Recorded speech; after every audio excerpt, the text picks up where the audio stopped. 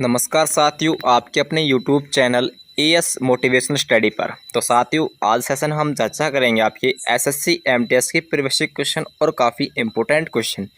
ठीक है दोस्तों, यदि आप चैनल पर पहली बार विजिट कर रहे हो तो चैनल को सब्सक्राइब जरूर करना, और यदि आपको सेशन अच्छा लगे तो लाइक करना और वीडियो को शेयर करना। ठीक है, तो सेशन को शुरू करते हैं दोस्तों। तो आज का पहला क्वेश्चन आपका कि भारतीय राष्ट्रीय कांग्रेस की स्थापना कब हुई थी। तो साथियों, भारतीय राष्ट्रीय कांग्रेस है, इसकी स्थापना दोस्तों कब हुई थी।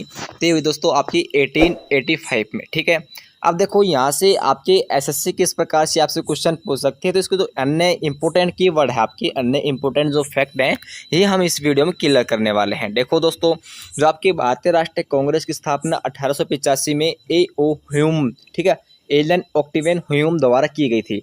अब यहाँ से आपसे पूछ सकता है दोस्तों कि भारतीय राष्ट्रीय कांग्रेस की स्थापना आपके 1885 में किसके द्वारा की गई थी। तो साथ ही जिसका राइट आंसर होगा आपका ये एलन ऑक्टिवियन ह्यूम। ठीक है, नाम भी बड़ा अजीब ले रखा है इसने। नेक्स्ट दोस्तों आपका, और आपसे इससे संबंधित जो कुछ अन्य फैक्ट मैं आपके इसमें क्लियर करने वाला हूँ दोस्तों। क्या है इसमें पहला अधिवेशन आपका 28 दिसंबर, क्या साथियों, 28 दिसंबर 1885 को मुंबई स्थित गोकुलदास यानी तेजपाल सांस्कृतिक विद्यालय में हुआ था। ठीक है, और दोस्तों यहाँ पर कुल आपके 72 प्रतिनिधियों ने भाग लिया था।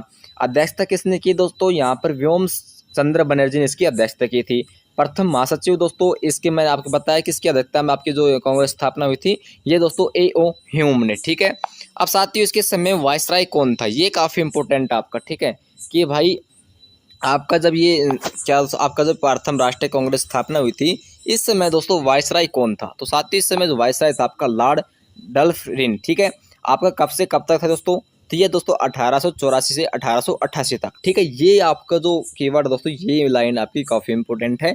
इस वर्ड को दोस्तों, इस क्वेश्चन को आप नोट कर लेना। ठीक है, यदि आपको दोस्तों इन क्वेश्चनों की पीडीएफ चाहिए तो पीडीएफ हमें टेलीग्राम ग्रुप पर जाकर दोस्तों आप अवेलेबल कर सकते हो, और मैंने आपके डिस्क्रिप्शन में लिंक दे रखी है, वहाँ पर दोस्तों ज्वाइन करना। और दोस्तों यदि आपको डिस्क्रिप्शन में ओपन नहीं हो रहा है तो टेलीग्राम पे जाना और तो सर्च करना एएस मोटिवेशनल स्टडी, इसी प्रकार के नाम से दोस्तों आपको वहाँ पर चैनल आपको प्रोवाइड किया जाएगा। ठीक है, अब देखो आपका सेकंड क्वेश्चन यहाँ पर आपसे क्या पूछा है कि सबसे प्राचीन वेदतम वेद कौन सा है। तो साथ ही यहाँ से आपके सामने 4 वेद दिए हैं, कौन से, यजुर्वेद है, यजुर्वेद है, सामवेद है, अर्थवेद है।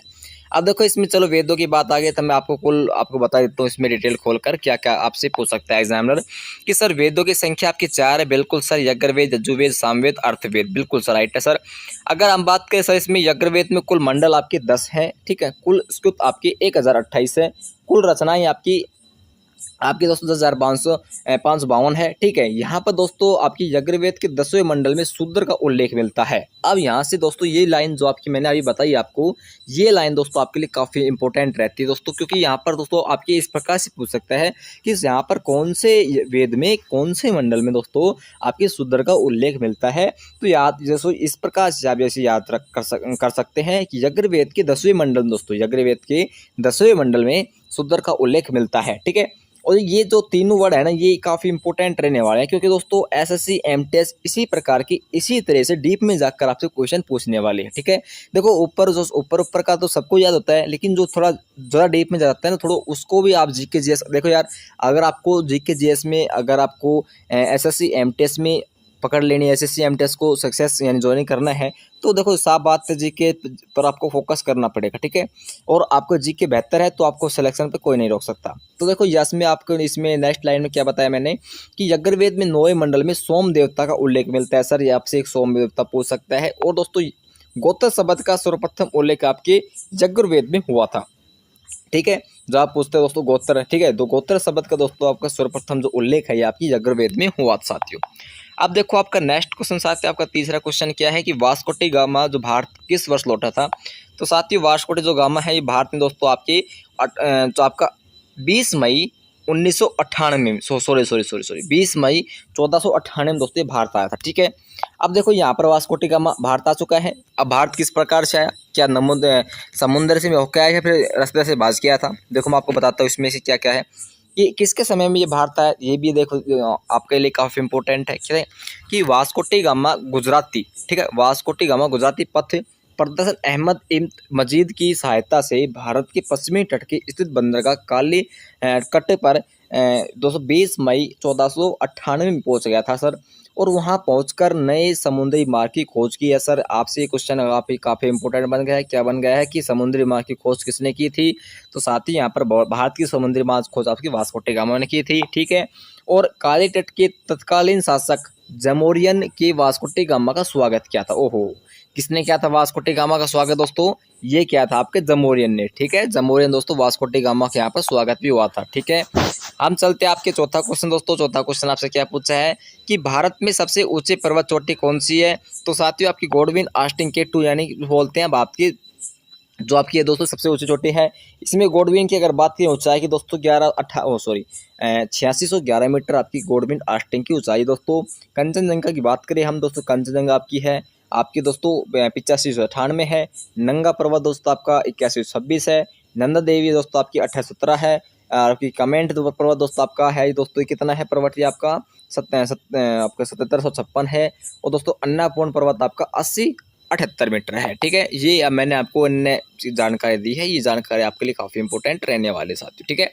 अब आपसे पांचों क्वेश्चन पूछा है, खैराब दर्रा कहाँ स्थित है? तो साथियों खैराब दर्रा आपके पाकिस्तान में है। कहाँ पर साथियों? पाकिस्तान में। चलो इसके कीवर्ड अन्य हम सोल्व करते हैं, आपके कौन कौन से दर्रे कहाँ कहाँ पर स्थित है। तो साथियों देखा मैंने आपको हाल ही बताया था कि आपके जो खैराब दर्रा आपके पाकिस्तान में है, और आपका दोस्तों कारोकरम दर्रा, ठीक है। कारोकरम दर्रा आपके जम्मू कश्मीर में साथियों कुछ आपसे पूछ सकता है, ठीक है। जोजिया दर्रा आपका जम्मू कश्मीर में सर। बुजरिल दर्रा आपका जम्मू कश्मीर में सर। नाथुला दर्रा सिक्किम में है। रोहतांग दर्रा आपके हिमाचल प्रदेश में। और लिखपुक दर्रा आपका उत्तराखंड में। तो ये आपकी बात जो सपने वाला क्वेश्चन आपके, इस क्वेश्चन को आप नोट कर लेना। ये क्वेश्चन आपकी 100% एसएससी एमटीएस आपसे पूछने वाली है, ठीक है, क्योंकि बाकी क्वेश्चन दोस्तों पूछ चुकी है, तो ये क्वेश्चन एक बच रहा है, ठीक है। इस क्वेश्चन अगर देखो क्वेश्चन तो क्या है, क्वेश्चन आप इसमें पूछ सकते हैं, ये पूछ सकते हैं, लेकिन दोस्तों जो आपका ये क्वेश्चन है ना काफ़ी इंपॉर्टेंट रहता है, ठीक है। तो हम चलते हैं आपके नेक्स्ट क्वेश्चन दोस्तों। छठा क्वेश्चन है। छठा क्वेश्चन क्या है कि निम्नलिखित भारतीय राज्यों में से किससे होकर कर्क रेखा नहीं गुजरती है? तो साथियों यहाँ पर किससे होकर कर्क रेखा नहीं गुजरती है? आपको पहले ये पता होना चाहिए कि भारत के 8 राज्यों से होकर गुजरती है दोस्तों। अब ट्रिक मैंने आपको बताऊंगा कि मित्र पर गमछा मझार यार, मित्र पर गमछा मझार। गमछा यानी दोस्तों तोले कर देते हैं, या फिर आम भाषा में टॉवल कर देते हैं, ठीक है। इस तोले समझाऊंगा देसी भाषा में दोस्तों तोलिया, या फिर टावल जो इंग्लिश वाले हैं टावल कर देते हैं, ठीक है। अब देखो यहाँ पर जो आपकी ट्रिक बनती है कि भाई मित्र पर गमछा मित्र पर तोले मझाड़, ठीक है। तो अब मित्र यानी मिजोरम होगा आपका, त्रै से त्रिपुरा होगा, ठीक है। पै से पश्चिम बंगाल होगा, रै से दोस्तों कहाँ होगा? रै से दोस्तों राजस्थान होगा, और गै से आपका क्या होगा? गुजरात होगा। अब ये दोस्तों जो आपके राजस्थान है, सॉरी आपके मैं से मध्य प्रदेश है, छत्तीसगढ़, और जैसे झारखंड है, ठीक है। अब आपको इस प्रकार खुद ही इसे याद कर सकते हो कि सर कहाँ से क्या होगा दोस्तों। मित्र पर गमछा मझार भाई, मैंने आपको 50 बार बता दिया, मित्र पर गमछा मझारो हो, ठीक है।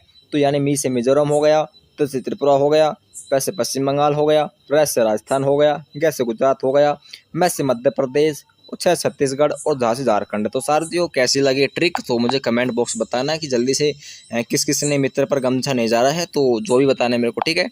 नेक्स्ट आपका दोस्तों भारत में हरित क्रांति का जनक किसे माना जाता है? तो साथियों भारत में जो हरित क्रांति जनक है ये आपके दोस्तों MS स्वामीनाथन, ठीक है। ऑप्शन नंबर सी इसका करेक्ट आंसर होगा। अब साथियों MS स्वामीनाथन दोस्तों जो भारत में हरित क्रांति का प्रारंभ आपका ये हुआ दोस्तों 1966 से 1967 में MS स्वामीनाथन द्वारा कृषि के विकास हेतु।